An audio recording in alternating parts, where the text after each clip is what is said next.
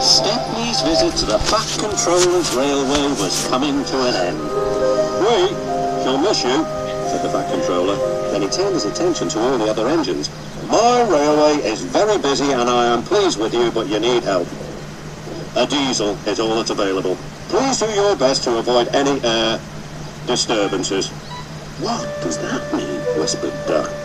"That means this diesel is difficult," snapped James.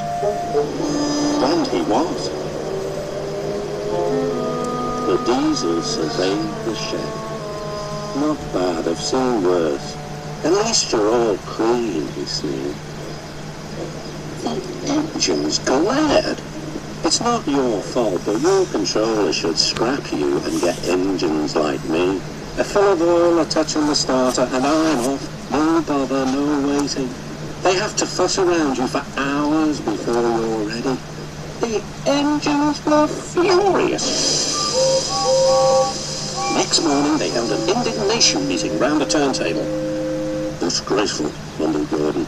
"Disgusting," said James. "Despicable," spluttered Henry. "To say such things to us," cried Donald and Douglas. "It's to teach him a lesson we'd be wanting. Now how do we do it?" The chance came sooner than expected. The diesel was purring comfortably. An inspector watched the fitter making final adjustments. The wind tugged at the inspector's hat. The diesel was ready. "Look at me, Duck and Stepney. Now I'll show you something." He rode proudly towards his coaches. Then it happened.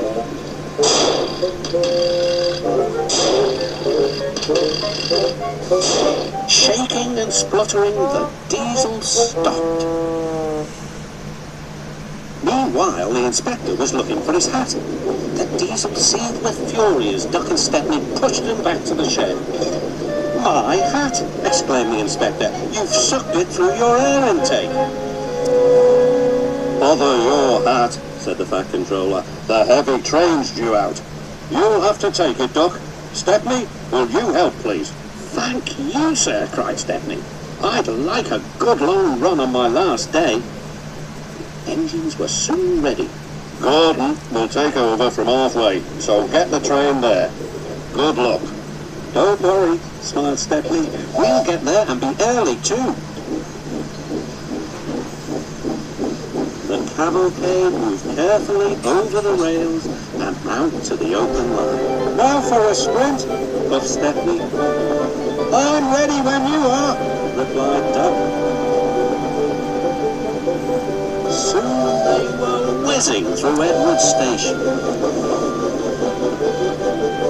And next, they charged at Gordon's Hill beyond. They felt the drag of the heavy coaches here. It was hard work.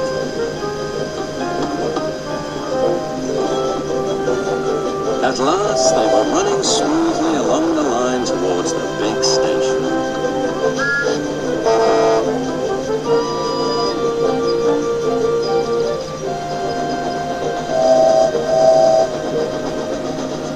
"Hello," said Gordon. "You're early. That's one in the headlamp for old Diesel."